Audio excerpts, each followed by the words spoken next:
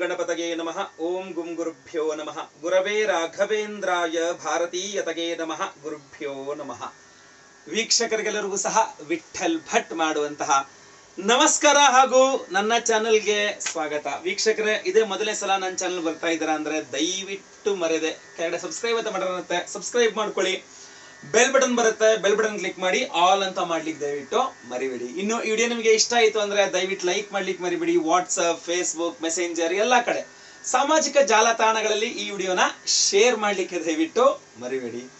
ವಿಡಿಯೋದ ವಿಚಾರ ಏನಪ್ಪಾ ಅಂತಂದ್ರೆ, ವೃಷಭ ರಾಶಿಯವರಿಗೋಸ್ಕರ ವರ್ಷದ ಕೊನೆ ತಿಂಗಳು ಡಿಸೆಂಬರಿಗೋಸ್ಕರವಾಗಿ ಒಂದು 8 ವಿಚಾರಗಳನ್ನ ತರುವುದಿದ್ದೀನಿ. ಇದರಲ್ಲಿ ಶುಭ ಅಶುಭ ಎಲ್ಲ ಮಿಕ್ಸೆಡ್ ತರ, ಬಟ್ ಹೆಚ್ಚಿನದಾಗಿ ನಾನು ಎಚ್ಚರಿಕೆಗಳನ್ನೇ ಕೊಡುವಂತಹದ್ದು. ಸೊ ಶುಭವೂ ಎಚ್ಚರಿಕೆ ರೀತಿಯಲ್ಲಿ ಇರ್ತದಲ್ಲ ಒಂದೊಂದು ಸ್ವಲ್ಪ.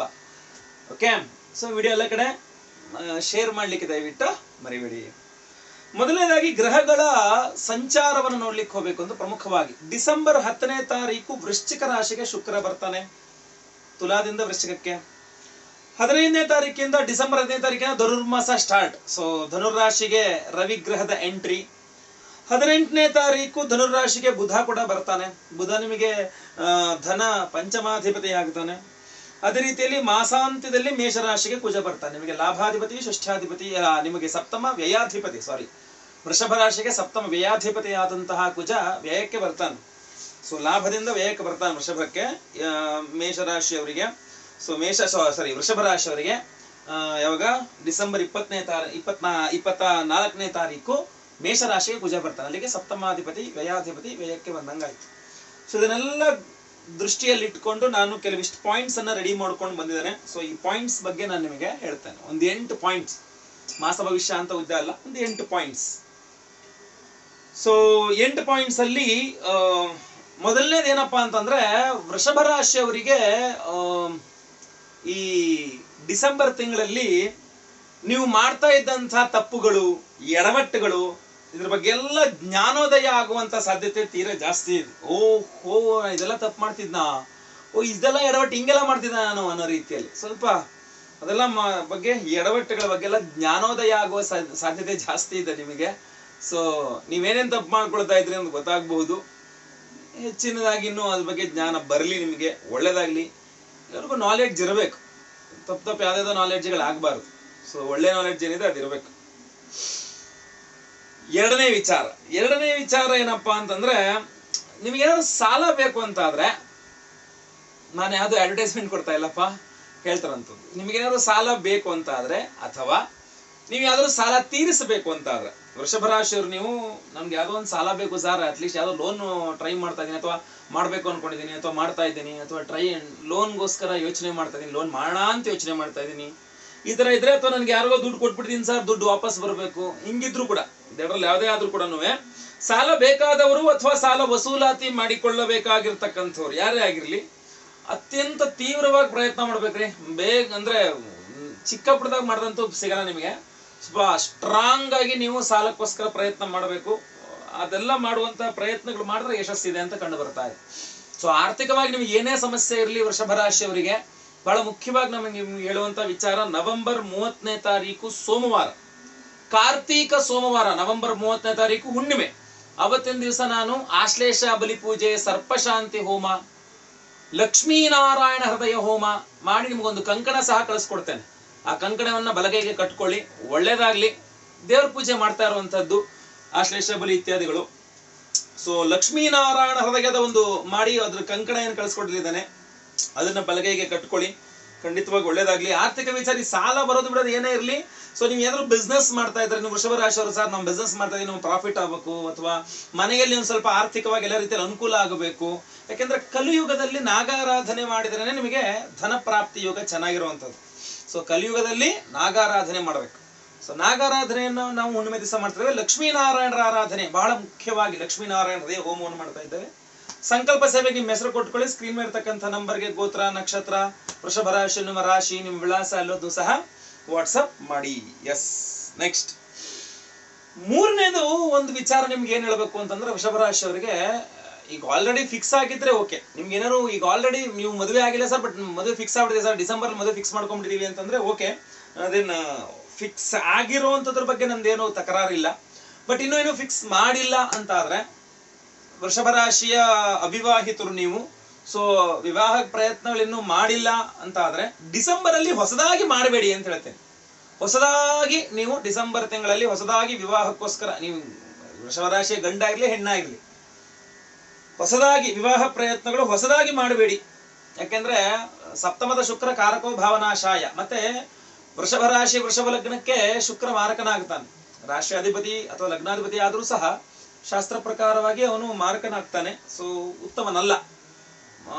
ಸೊ ಶುಕ್ರ ಸಪ್ತಮಕ್ಕೆ ಬರ್ತಾನೆ, ಮಾರಕನ ಗ್ರಹನೇ ಸಪ್ತಮಕ್ಕೆ ಬಂದಾಗ ಅಷ್ಟಾಧಿಪತಿಯು ಅವನೇ. ಸೊ ಆದ್ರಿಂದಾಗಿ ಸೊ ನೀವು ಮದುವೆ ಪ್ರಯತ್ನಗಳು ಮಾಡಿದ್ರೆ ಯಾವ್ದಾದ್ರು ಚೆನ್ನಾಗಿ ಇಲ್ದಿರೋವಂಥದ್ದು ಅದು ನಿಮಗೆ ಗೊತ್ತಾಗಿದೆ, ನೀವು ಫಿಕ್ಸ್ ಮಾಡಿಕೊಂಡು ಆಮೇಲೆ ಪಶ್ಚಾತ್ತಾಪ ಪಡಬೇಕಾದ ಪರಿಸ್ಥಿತಿ ಬರಬಹುದು. ಬೆಟರ್ ಏನಪ್ಪಾ ಅಂತಂದ್ರೆ ಆ ಟೈಮ್ ಎಲ್ಲ ದಾಟ್ಕೊಳ್ಬೇಕು. ಸೊ ಡಿಸೆಂಬರ್ ತಿಂಗಳಲ್ಲಿ ಬೇಡ. ಓಕೆ, ಶುಕ್ರ ಆರಾಧನೆ, ಶುಕ್ರ ಶಾಂತಿ ಹೋಮ ಎಲ್ಲ ಮಾಡಿದ್ರೆ ಒಳ್ಳೇದು. ಯಾಕಂದ್ರೆ ಇನ್ನ ಮದುವೆ ಆಗಿಲ್ಲ ಅಂದ್ರೆ ನೋಡಿ, ಇವಾಗ ನಾವು ಹುಣ್ಣಿಮೆ ದಿವಸ ಸರ್ಪದೋಷದಿಂದಾಗಿ ನಿಮಗೆ ವಿವಾಹ ಸಿದ್ಧಿ ಆಗ್ತಾ ಇಲ್ಲ ಅಂದ್ರೆ ಆಶ್ಲೇಷವರಿ ಸರ್ಪ ಶಾಂತಿ ಮಾಡ್ತೇವೆ, ಶುಕ್ರ ಶಾಂತಿ ಹೋಮ ಮಾಡ್ತೇವೆ. ಲಕ್ಷ್ಮೀನಾರಾಯಣದ ಹೋಮದಿಂದಲೂ ಸಹ ವಿವಾಹ ಸಿದ್ಧಿಗಳಾಗುತ್ತೆ. ಅದನ್ನೆಲ್ಲದೂ ಸಹ ನವೆಂಬರ್ 35 ಮಾಡ್ತಾ ಇದ್ದೇವೆ. ಈಗ ನಿಮ್ಮ ಹೆಸರು ಸಂಕಲ್ಪ ಪೂಜೆಗಳು ಮಾಡ್ಕೊಳ್ಳಿ, ನೋಡೋಣ ಮುಂದೆ ಡಿಸೆಂಬರ್ ನಂತರ, ಜನವರಿ ನಂತರ ಅಥವಾ ಮುಂದಿನ ಫೆಬ್ರವರಿ ಮಾಘ ಮಾಸದಲ್ಲೆಲ್ಲ ಮದುವೆ ಯೋಗ ಫಲಗಳು ಬರಲಿ ಚೆನ್ನಾಗಿ, ಅಲ್ವೇ? ವೈಯಕ್ತಿಕ ಜಾತಕ ಬೇಕಾದ್ರೆ ಪರಿಶೀಲನೆ ಮಾಡಿಸ್ಕೊಳ್ಳಿ. ಅವಿವಾಹಿತರು ವಿವಾಹದ ವಿಚಾರದಲ್ಲಿ ಏನೋ ಕೇಳಬೇಕು ಅಂದ್ರೆ ನಿಮ್ಮ ವೈಯಕ್ತಿಕ ಜಾತಕದಲ್ಲಿ ಸ್ಕ್ರೀನ್ ಇರ್ತಕ್ಕಂಥ ನಂಬರ್ಗೆ ಡೀಟೇಲ್ಸ್ ವಾಟ್ಸಪ್ ಮಾಡಿ, ನಿಮ್ಮ ಜನ್ಮ ದಿನಾಂಕ, ಜನ್ಮ ಸಮಯ, ಜನ್ಮಸ್ಥಳ ಎಲ್ಲ ಮಾಡಬಹುದು. ಓಕೆ, ನಾಲ್ಕನೇ ವಿಚಾರ ಏನಂತಂದ್ರೆ, ಯಾರನ್ನೋ ಒಬ್ಬರನ್ನ ನಂಬಿ ಹಣ ಹೂಡಿಕೆ ಮಾಡುವಂತ ಸಾಧ್ಯತೆ ಬಹಳ ಬಹಳ ಬಹಳ ಜಾಸ್ತಿ ಇದೆ ವೃಷಭ ರಾಶಿಯವರು. ಸರ್ ಯಾರು ಹೊಸದಾಗಿ ಪರಿಚಯ ಆದ್ರು, ಸರ್ ನಾವು ಏನೋ ಒಂದು ಬಿಸ್ನೆಸ್ ಹೇಳ್ತಾ ಇದ್ರೆ ತುಂಬಾ ಚೆನ್ನಾಗಿದೆ, ನಾನು ಒಂದ್ ಸ್ವಲ್ಪ ದುಡ್ಡು ಹಾಕ್ಬೇಕು ಅನ್ಕೊಂಡಿದೀನಿ. ಸ್ವಲ್ಪ ದುಡ್ಡು ನಿಮ್ಮ ಹತ್ರ ಚೆನ್ನಾಗಿ ದುಡ್ಡಿದೆ, ಅದ್ರಲ್ಲಿ ಸ್ವಲ್ಪ ಹಾಕ್ತೀರಾ ಅಂದ್ರೆ ಅದೇನು ಹೋದ್ರೆ ನಿಮ್ಗೇನಂತ ಡಿಫ್ರೆನ್ಸ್ ಬರಲ್ಲ ಅಂದ್ರೆ ತೊಂದರೆ ಇಲ್ಲಪ್ಪ. ಆದ್ರೆ ಲೋನ್ ಮಾಡ್ಬಿಟ್ಟು ದುಡ್ಡು ಹಾಕೋದು ಅಥವಾ ನಿಮ್ಮ ಕಷ್ಟಾರ್ಜಿತ ದುಡ್ಡುಗಳು ಮತ್ತೆ ಏನೋ ಕೂಡ ಸಾಲ ತಗೊಂಡ್ಬಂದು ಇನ್ವೆಸ್ಟ್ ಮಾಡೋದು, ಯಾರೋ ಒಬ್ಬರು ಹೇಳಿದ್ರು ಅಂತ ಹೇಳಿ ನೀವು ನಂಬಿ ದುಡ್ಡು ಹಾಕಿ ಇದೆಲ್ಲ ಮಾಡುವಂಥದ್ದು ಬಹಳಷ್ಟು ಉತ್ತಮ ಅಲ್ಲ ಅಂತ ಕಂಡು ಬರ್ತಾ ಇದೆ ವೃಷಭ ರಾಶಿಯವರಿಗೆ. ಅದರಲ್ಲೂ ವಿಶೇಷವಾಗಿ ಸ್ತ್ರೀಯರನ್ನ ನಂಬಿ ಸ್ತ್ರೀಯರಿಗೆ ಮಾತು ಕೊಟ್ಟು ಕೆಡುವಂತಹ ಸಾಧ್ಯತೆ ಇದೆ. ಅಂದ್ರೆ ವೃಷಭ ರಾಶಿಯ ಸ್ತ್ರೀಯರೇ ಇನ್ನೊಂದು ಸ್ತ್ರೀಯರನ್ನು ನಂಬಿ ದುಡ್ಡನ್ನು ಕಳ್ಕೊಳ್ಬಹುದು, ವೃಷಭ ರಾಶಿ ಪುರುಷರು ಇನ್ನೊಬ್ಬ ಸ್ತ್ರೀಯರನ್ನು ನಂಬಿ ದುಡ್ಡು ಕಳ್ಕೊಳ್ಬಹುದು. ಎಚ್ಚರಿಕೆಯಿಂದ ಇರೋದು ಒಳ್ಳೇದು. ಓಕೆ, ಒಳ್ಳೆ, ಯಾಕೆಂದ್ರೆ ಯಾರನ್ನೂ ನಂಬಿ ದುಡ್ಡು ಹೂಡಿಕೆ ಮಾಡಬೇಡಿ. ಸ್ವಲ್ಪ ವೆಯ್ಟ್ ಮಾಡಿ, ಅಂತಹ ಹೂಡಿಕೆ ಮಾಡ್ಲೇಬೇಕು ಅನ್ನುವಂಥ ವಿಚಾರ ಇದ್ರೆ ವೈಯಕ್ತಿಕ ಜಾತಕ ಪರಿಶೀಲನೆ ಮಾಡಿಸ್ಕೊಳ್ಳಿ. ಸ್ಕ್ರೀನ್ ಇರ್ತಕ್ಕಂಥ ನಂಬರ್ಗೆ ಬೆಸ್ಟ್ ಅದು. ಯಾಕಂದ್ರೆ ನಾವು ನಿಮ್ಮ ವೈಯಕ್ತಿಕ ಜಾತಕ ಪ್ರಕಾರ ಮಾಡ್ಬೋದಾ ಮಾಡಬಾರ್ದಾ ನೀಟಾಗಿ ಹೇಳ್ಬಿಡ್ಬೋದು. ಯಾಕಂದ್ರೆ ದೊಡ್ಡ ಹ್ಯೂಜ್ ಅಮೌಂಟ್ಸ್ ನೀವು ಇನ್ವೆಸ್ಟ್ ಮಾಡ್ಬೇಕಾದ್ರೆ ಮಾಡಾದ್ಮೇಲೆ ವಾಪಸ್ ತರಿಸ್ಕೊಡಿ ಗುರುಳೆ, ಅಲ್ಲೆಲ್ಲೋ ದುಡ್ಡು ಐತೆ ವಾಪಸ್ ಬರುತ್ತಾ ಗುರುಳೆ, ಏನ್ ಮಾಡಿದ್ರೆ ಬರುತ್ತೆ ಗುರುಳೆ, ಯಾವ ಪೂಜೆ ಮಾಡಿದ್ರೆ ಬರುತ್ತೆ ಗುರುಳೆ, ಇದೆಲ್ಲ ಪರಿಸ್ಥಿತಿಗಳು ತರಿಸ್ಕೋಬೇಡಿ ಅಂತ ನಿಮ್ಮ ಸಲಹೆ. ಆಮೇಲೆ ನಿಮ್ ಇಷ್ಟ, ನಿಮ್ ದುಡ್ಡು ಅಲ್ವೇ, ನಿಮ್ ಇಷ್ಟ. ಓಕೆ, ಐದನೇ ವಿಚಾರ ಏನಪ್ಪಾ ಅಂದ್ರೆ, ನಿಮ್ಮ ಬಹಳ ಆಪ್ತ ಸ್ನೇಹಿತ ಒಬ್ಬ ನಿಮ್ಮನ್ನು ಉದ್ದೇಶಿಸಿ ಆಡುವಂತಹ ಮಾತುಗಳು ಕೆಲವು ನಿಮಗೆ ಬಹಳ ಬೇಸರ ಮೂಡಿಸಲಿದೆ ಅಂತ ಕಂಡು ಬರ್ತಾ ಇದೆ. ಕ್ಲೋಸ್ ಫ್ರೆಂಡ್ ಗುರುಗಳೇ, ಆ ಮಾತು ಅವನು ಹೇಳ್ತಾನೆ ಅಂತ ಅವನ ಬಾಯಿಂದ ನಾನು ಎಕ್ಸ್ಪೆಕ್ಟ್ ಮಾಡಲ್ಲ, ಅಥವಾ ಅವಳ ಬಾಯಿನಿಂದ ನಾನು ಅದನ್ನ ಎಕ್ಸ್ಪೆಕ್ಟ್ ಮಾಡಲ್ಲ. ನನ್ನ ಬಗ್ಗೆ ಹಿಂಗ್ ಅಂದ್ಬಿಟ್ಲು, ಅಥವಾ ಮುಖದ ಮೇಲೆ ಹಿಂಗ್ ಅಂದ್ಬಿಟ್ಲು, ಅಥವಾ ಮುಖದ ಮೇಲೆ ಹಿಂಗ್ ಅಂದ್ಬಿಟ್ಟ, ನಂಗೆ ಬಹಳ ಬೇಜಾರಾಗುತ್ತೆ ಅಂತ ನೀವು ಎಲ್ಲಿವರೆಗೆ ವೃಷಭ ರಾಶಿಯವರು ನಿಮ್ಮ ಸ್ನೇಹಿತ ಆಡುವಂತಹ ಮಾತುಗಳಿಗೆ ನೀವು ಎಷ್ಟು ಅಂದ್ರೆ ಡಿಪ್ರೆಷನ್ ಆಗ್ಬಿಡ್ತೀನಿ. ಹಂಗ ಅಂದ್ಬಿಟ್ಟ, ನಂಗೆ ಹಿಂಗ್ ಅಂದ್ಬಿಟ್ಟ ಬಹಳ ಬೇಜಾರು ಮಾಡ್ಕೊಂಡ್ಬಿಡ್ತೀರಪ್ಪ. ಯಾಕೆ ಅಂತ ಗೊತ್ತಿಲ್ಲ, ಬಟ್ ಕೆಲವರ ಮಾತುಗಳು ನಿಮಗೆ, ಅಥವಾ ವಿಶೇಷವಾಗಿ ನಿಮ್ಮ ಸ್ನೇಹಿತನಾಡುವ ಮಾತುಗಳು ನಿಮಗೆ ಬಹಳ ಬಹಳ ಬಹಳ ಬೇಜಾರು ಅನ್ಸುತ್ತೆ ನಿಮಗೆ. ಹೋಗಪ್ಪ, ಫ್ರೆಂಡ್ಶಿಪ್ ಸುಳ್ಳು, ಯಾವ್ದು ಸುಳ್ಳು, ಯಾರಿಗೂ ಏನೋ ಹೆಲ್ಪೇ ಮಾಡಬಾರ್ದು, ಯಾರ್ದು ನಾವು ಇಂಟರ್ಫಿಯರ್ ಆಗ್ಬಾರ್ದು, ಈ ತರಪ್ಪ ಎಲ್ಲರನ್ನು ಬಿಟ್ಟು ದೂರ ಹೋಗುವಂತಹ ಒಂದು ಪ್ರಯತ್ನವನ್ನೇ ಮಾಡ್ತೀರಿ ನೀವು. ಒಂದ್ ಸ್ವಲ್ಪ ದಿವಸ ಎಲ್ಲರೂ ರೌಂಡ್ ಹುಡ್ಕೊಂಡ್ ಬಂದ್ಬಿಡೋಣ ಅನ್ನೋಷ್ಟು ಬೇಜಾರಾಗ್ಬಿಡುತ್ತೆ ನಿಮಗೆ ಅಂತ ಕಂಡು ಬರ್ತಾ ಇದೆ. ಯಾಕಷ್ಟ ತಲೆ ಕೆಡ್ಸ್ಕೊಳ್ತೀರಿ? ಪಾಸಿಂಗ್ ಕ್ಲೌಡ್ಸ್ ಈ ಕಿವಿ ಕೇಳ್ಬೇಕು, ಈ ಕಿವಿ ಬಿಟ್ಬಿಡ, ತಲೆ ಕೆಡ್ಸ್ಕೊಳಕ್ ಹೋಗ್ಬಾರ್ದು. ಕ್ಲೋಸ್ ಫ್ರೆಂಡೇ ಇರ್ಲಿ ಅಥವಾ ಶತ್ರುನೇ ಇರ್ಲಿ, ಯಾರೇ ಹೇಳಿರ್ಲಿ, ಎಲ್ಲ ಅವರವರ ಅಭಿಪ್ರಾಯಗಳು ಅವ್ರಿಗೆ ಇರುತ್ತೆ. ನಿಮ್ಮ ಫ್ರೆಂಡ್ಶಿಪ್ನವ್ರು ವ್ಯಾಲ್ಯೂ ಮಾಡಿಲ್ಲ ಅನ್ಕೊಂಡ್ರೆ ಆಯ್ತಪ್ಪ, ಅಷ್ಟೇ. ಇನ್ಮೇಲೆ ಅವ್ರ ಹತ್ರ ಮಾತಾಡ್ಬೇಕಾದ್ರೆ ಎಚ್ಚರಿಕೆಯಿಂದಿದ್ರೆ ಆಯ್ತಾ, ಅಷ್ಟೇ. ತುಂಬಾ ಮನ್ಸಿಗೆ ಹಚ್ಕೊಂಡು ಏನೋ ಸಮಸ್ಯೆಗಳು ಮಾಡ್ಕೋಬಾರ್ದು. ಓಕೆ, ಆರನೇ ವಿಚಾರ ಬಹಳ ಇಂಪಾರ್ಟೆಂಟ್ ಆಗಿದೆ. ಅಂದ್ರೆ ಕೋರ್ಟು ಕಚೇರಿ ಕೇಸ್ಗಳನ್ನ ನೀವು ಸಿಲ್ಕೊಂಡಿದ್ದೆ, ಅಥವಾ ಏನಾದ್ರು ನೀವು ವ್ಯವಹಾರ ನಡೆಸಿದೆ, ಕೋರ್ಟಿಗೆ ಹಾಕಿದೀವಿ ಸರ್, ಕೇಸ್ ನಡೀತಾ ಇದೆ, ಇನ್ನೊಂದು ಕೋರ್ಟು ಕಚೇರಿ ವಿಚಾರಗಳಲ್ಲಿ ಬಹಳ ಅನುಕೂಲ ಆಗುವಂತಹ ಸಾಧ್ಯತೆ, ಅದು ಒಂದು ವಾತಾವರಣ ಕಾಣ್ತಾ ಇದೆ. ಆದರೆ ಸ್ವಲ್ಪ ವೃಥಾ ಖರ್ಚುಗಳು ಸಹ ಕಂಡು ಬರ್ತಾ ಇದೆ. ಇಲ್ಲಿ ರಾಹು ಕೇತು ಶಾಂತಿ ಆಗುತ್ತೆ, ನಿಮ್ಮ ರಾಶಿಯಲ್ಲೇ ರಾಹು ಇದ್ದಾನೆ. ಸೊ ಉಚ್ಚ ಸ್ಥಿತಿಯ ರಾಹುನಿಂದಾಗಿ ಸ್ವಲ್ಪ ನಿಮ್ಗೆ ಅನುಕೂಲಕರ ವಾತಾವರಣ, ಆದ್ರೆ ವೃಥಾ ಓಡಾಟ, ವೃಥಾ ಖರ್ಚು ಎರಡು ಜಾಸ್ತಿ ಆಗತ್ತೆ. ಹಾಗೂ ಒಂದ್ ಸ್ವಲ್ಪ ಘರ್ಷಣೆನೂ ಇದೆ. ಅಂದ್ರೆ ಸ್ವಲ್ಪ ಈಸಿಯಾಗಿ ನಿಮಗೆ ಅನುಕೂಲ ಆಗಲ್ಲ, ಏನೋ ಒಂದ್ ಸ್ವಲ್ಪ ಘರ್ಷಣೆ ಕಂಡು ಬರ್ತಾ ಇದೆ. ಆಪೋಸಿಟ್ ಪಾರ್ಟಿಯಿಂದ ನಿಮ್ಗೆ ಜಗಳ ಅಥವಾ ಔಟ್ ಆಫ್ ದಿ ಕೋರ್ಟ್ ಅಲ್ಲಿ ನೀವಿಬ್ರು ಒಡೆದಾಡೋ, ಜಗಳ ಮಾಡೋದು ಇತ್ಯಾದಿಗಳೆಲ್ಲ ಕಂಡು ಬರ್ತಾ ಇದೆ. ಅಥವಾ ಅವ್ರು ಕಿರಿಕ್ ಮಾಡೋದು, ನೀವೇ ಕಿರಿಕ್ ಮಾಡೋದು, ಅಥವಾ ಅವರೇ ಕಿರಿಕ್ ಮಾಡೋದು. ಮೋಸ್ಟ್ ಪ್ರಾಬ್ಲಿ ಅವರೇ ನಿಮ್ಮ ಮೇಲೆ ಕಿರಿಕ್ ಮಾಡ್ಕೊಂಡ್ ಬರ್ಬೋದು. ಸೊ ಹೆಂಗಿದ್ರು ಕೇಸ್ ಸೋತೋಗ್ತೀವಿ ಅಂತನೋ ಅಥವಾ ಬೇರೆ ಏನೋ ಕಾರಣಗಳಿಂದ. ಸೊ ನೀವು ಅದನ್ನ ಅವಾಯ್ಡ್ ಮಾಡ್ಲಿಕ್ಕೆ ಟ್ರೈ ಮಾಡಿ. ಎಲ್ಲೂ ನೀವು ಜಗಳ ಮನಸ್ತಾಪಗಳನ್ನು ಡೈರೆಕ್ಟ್ ಆಗಿ ಫೇಸ್ ಟು ಫೇಸ್ ಕೂತ್ಕೊಂಡು ಜಗಳ ಮಾಡ್ಬಿಡಿ, ಬಿಟ್ಬಿಡಿ, ಅವರ ಸುದ್ರೆ ಹೋಗ್ಬಿಡಿ. ಆಟೋಮೆಟಿಕಲಿ ನಿಮ್ಗೊಂದು ಸ್ವಲ್ಪ ಖರ್ಚು ಹಾಗೂ ಸ್ವಲ್ಪ ಓಡಾಟಗಳಿಂದಾಗಿ ಸ್ವಲ್ಪ ಯಶಸ್ಸು ಕೂಡ ಇದೆ ನಿಮಗೆ. ಅದ್ರ ಬಗ್ಗೆ ನಾವು ಗಮನ ಹರಿಸಿ. ರಾಹುಕೇತು ಶಾಂತಿ ಬಹಳ ಪ್ರಮುಖ, ಇಂಪಾರ್ಟೆಂಟ್. ಯಾರಿಗೆ? ವೃಷಭ ರಾಶಿಯವರಿಗೆ ರಾಹುಕೇತು ಶಾಂತಿ ನಾವು ಮಾಡ್ತಾ ಇದ್ದೇವೆ. ನವೆಂಬರ್ 30 ಮಾಡ್ತಾ ಇದ್ದೇವೆ. ಸಂಕಲ್ಪ ಸೇವೆಗೆ ಹೆಸರು ಕೊಟ್ಕೊಳ್ಳೋರು ಕೊಟ್ಕೋಬಹುದು.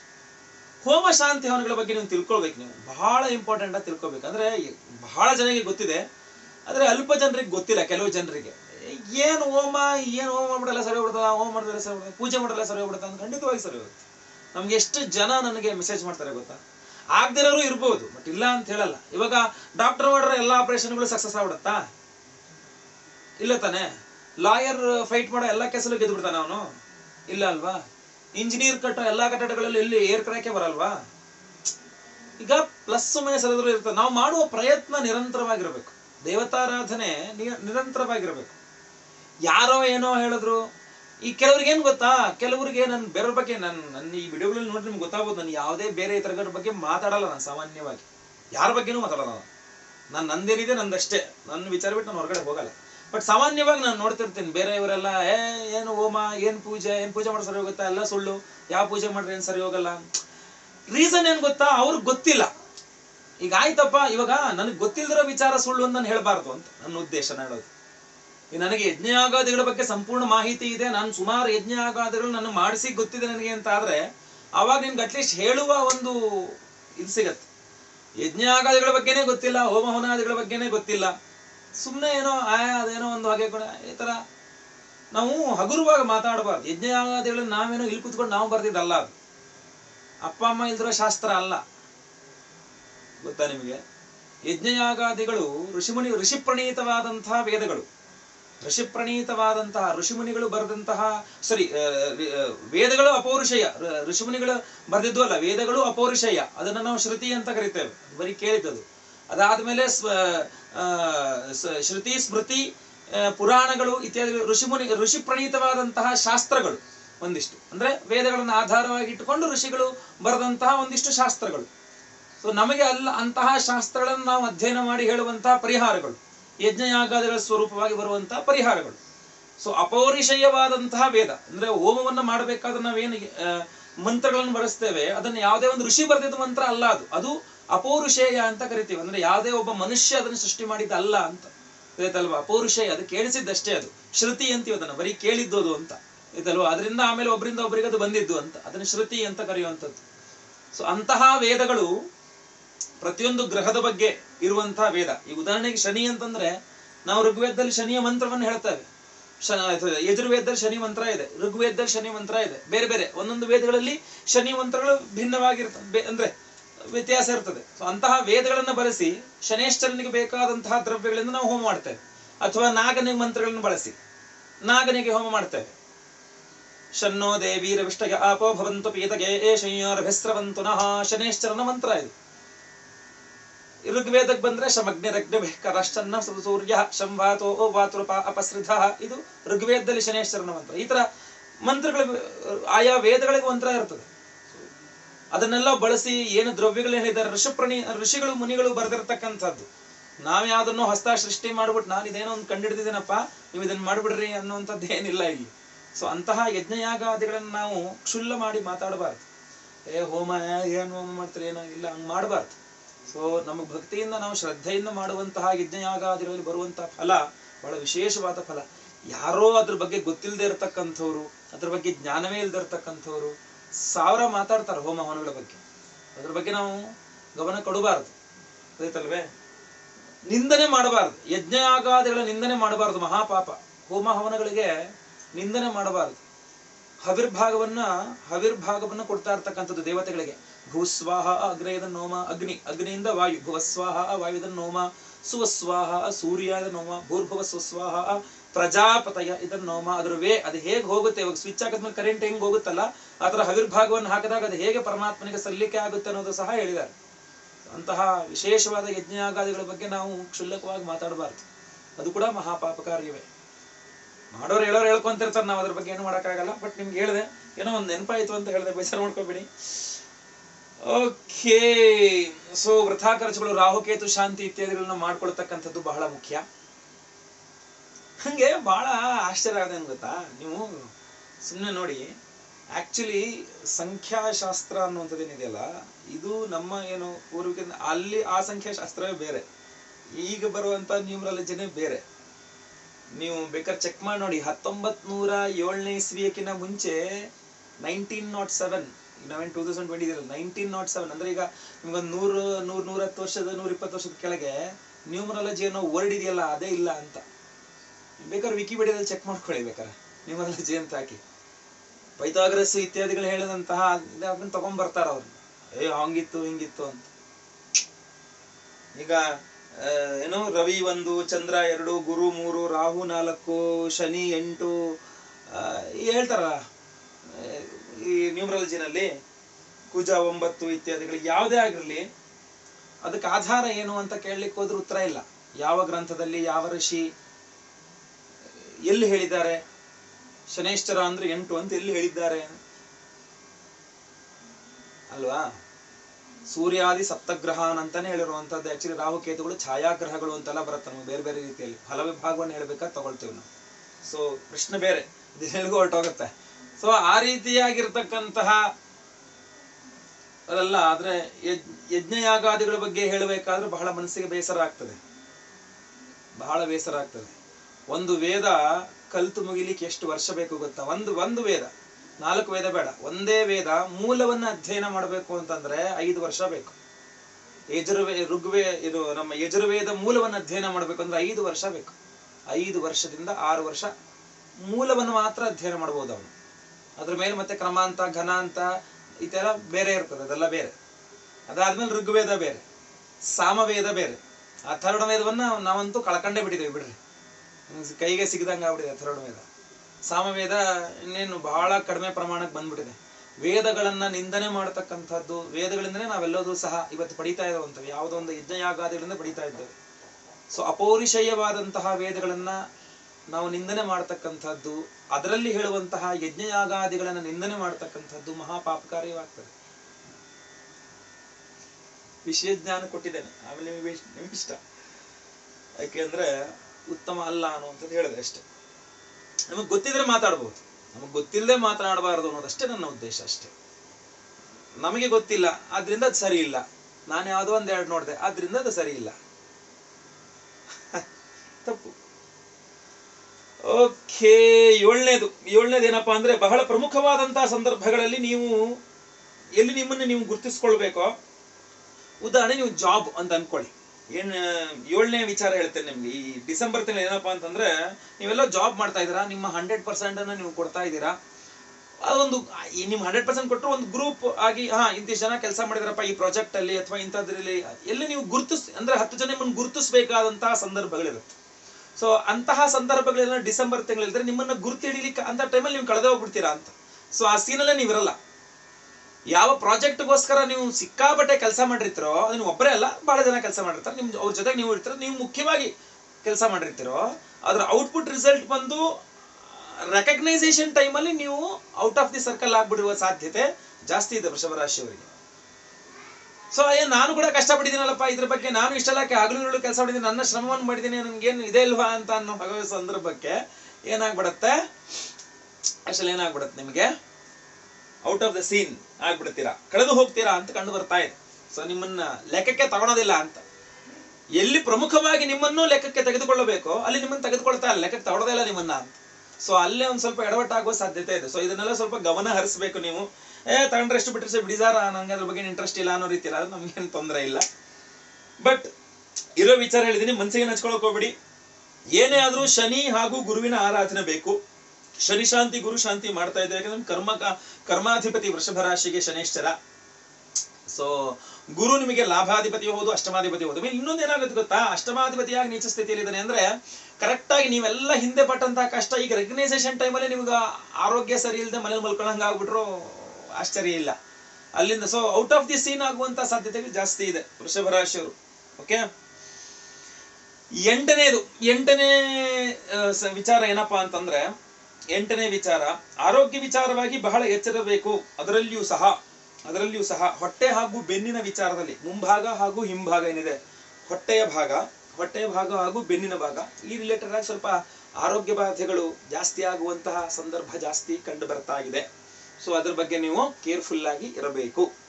ಓಕೆ, ಸೊ ಈ ರೀತಿಯಾಗಿ ಏನಾಗತ್ತಪ್ಪ ಅಂತಂದ್ರೆ, ಇಲ್ಲಿ ಅಷ್ಟಮಾಧಿಪತಿಯಾಗಿ ಗುರು ಶನೇಶ್ವರನೊಟ್ಟಿಗೆ ಇದ್ದರೂ ಸಹ ಮಕರ ರಾಶಿಯಲ್ಲಿ ಅಷ್ಟಮಾಧಿಪತಿಯಾಗಿ ನೀಚನಾದಾಗ ಆರೋಗ್ಯದ ವಿಚಾರದ ಮೇಲೆ ಬಹಳ ವ್ಯತಿರಿಕ್ತವಾದಂತಹ ಪರಿಣಾಮಗಳು. ಅದರಲ್ಲೂ ನೀವು ಹೊಸದಾಗಿ ಏನಾದರೂ ಒಂದು ಮೆಡಿಕೇಶನ್ಸ್ ಸ್ಟಾರ್ಟ್ ಮಾಡಬೇಕು ಅನ್ಕೊಂಡಿದ್ದೀರಾ ಅಂತಂದ್ರು ಬಹಳ ಮೊದಲು ಹೋಗಿ ಡಾಕ್ಟರ್ನ ಭೇಟಿ ಮಾಡಿ ಅಂತೀನಿ ನಾನು. ಜ್ಯೋತಿಷಿಗಳೆಲ್ಲ ಡಾಕ್ಟರ್ನ ಹೋಗಿ ಭೇಟಿ ಮಾಡಿ ಅಂತೀನಿ. ಅಂದ್ರೆ ಹೊಸದೇನೋ ಒಂದು ಮೆಡಿಕೇಶನ್ ಸ್ಟಾರ್ಟ್ ಮಾಡ್ತಾನೆ ಒಂದೇ ಡಾಕ್ಟರ್ ಅಲ್ಲ, ಒಂದು 2-3 ಜನ ಡಾಕ್ಟರ್ನ ಕೇಳ್ಕೊಳ್ಳೋದು. ಒಂದು ಸೆಕೆಂಡ್ ಒಪಿನಿಯನ್, ಥರ್ಡ್ ಒಪಿನಿಯನ್ ಒಂದು ಇಟ್ಕೊಳ್ಳಿ ಅಂತ. ಸೊ ಯಾವ್ದೋ ಇನ್ನೊಂದು ಡಾಕ್ಟ್ರೇ ಬಡಬಡ ಅಂದ್ರು. ಸೊ ಸಾಧ್ಯತೆಗಳಿದಾವೆ. ಸೊ ಅದರಿಂದಾಗಿ ಡಿಫ್ರೆನ್ಸ್ ಆಫ್ ಒಪಿನಿಯನ್ ಇದ್ದೇ ಇರುತ್ತೆ. ಬಟ್ ಏನೇ ಆಗಲಿ ಒಂದು ಸೆಕೆಂಡ್ ಒಪಿನಿಯನ್ ಇರಲಿ. ಯಾವುದೇ ಒಂದು ಮೆಡಿಕೇಶನ್ ಅನ್ನ ಆರಂಭ ಮಾಡ್ತೀರಾ ಅಂದ್ರೆ ಒಂದು ಸೆಕೆಂಡ್ ಥರ್ಡ್ ಒಪಿನಿಯನ್ ಇಟ್ಕೊಳ್ಳಿ ಅಂತ ಹೇಳ್ತೀನಿ ವೃಷಭ ರಾಶಿಯವರಿಗೆ. ಯಾವುದೋ ಒಂದು ಡಾಕ್ಟರ್ ಹೇಳಿದ್ರು, ಇಲ್ಲ ನಿಮ್ಗೆ ಆಪರೇಷನ್ ಮಾಡ್ಲೇಬೇಕ್ರಿ ಅಂತಂದ್ರು. ಓಕೆ, ಇನ್ನೊಂದು ಡಾಕ್ಟರ್ ಹತ್ರ ಹೋಗಿ ಮತ್ತೆ ಎಲ್ಲ ಫುಲ್ ಮಾಡಿ, ಸರ್ ನಿಜವಾಗ್ಲೂ ಆಪರೇಷನ್ ಮಾಡಿಸ್ಬೇಕಂತ ಅವಶ್ಯಕತೆ ಇದೆ ಅಂದ್ರೆ ಅವ್ರು ಹೇಳ್ತಾರೆ. ಸೊ 2 ಜನನು ಇಲ್ಲ ಆಪರೇಷನ್ ಮಾಡ್ಲೇಬೇಕು ಈ ಕೇಸಲ್ಲಿ ಅಂದ್ರೆ okay, you carry on, not an issue. So ಅದರಿಂದ ಮುಂದುವರಿಸಬಹುದು ನೀವು ಶಸ್ತ್ರಚಿಕಿತ್ಸೆನ ಏನದು ಆಪರೇಷನ್ ಮಾಡಿಸ್ಕೋಬಹುದು. ಆದ್ರಿಂದ ಅದ್ರ ಬಗ್ಗೆ ಸ್ವಲ್ಪ ಗಮನ ಹರಿಸಿ ಎಲ್ಲ ಸ್ವಲ್ಪ ಎಡವುವಂತ ಸಾಧ್ಯತೆ ಇದೆ. ಆರೋಗ್ಯ ವಿಚಾರವಾಗಿ ಅದರಲ್ಲೂ ಬೆನ್ನೋವು, ಹೊಟ್ಟೆ ನೋವು ತುಂಬಾ ಜಾಸ್ತಿ ಆಗುವಂತ ಸಾಧ್ಯತೆ ಇದೆ. ಅಜೀರ್ಣ ಇತ್ಯಾದಿಗಳಿಂದ ಆಗಬಹುದು. ಏನೇ ಆಗ್ಲಿ, ಸಿಂಪಲ್ ಪರಿಹಾರಗಳ ವಿಚಾರಕ್ಕೆ ಬಂದರೂ ಸಹ, ಸಿಂಪಲ್ ಪರಿಹಾರಗಳು ಅಂದ್ರೂ ದೇವತಾರಾಧನೆಗಳನ್ನೇ ನಾವು ಹೇಳ್ತೇವೆ.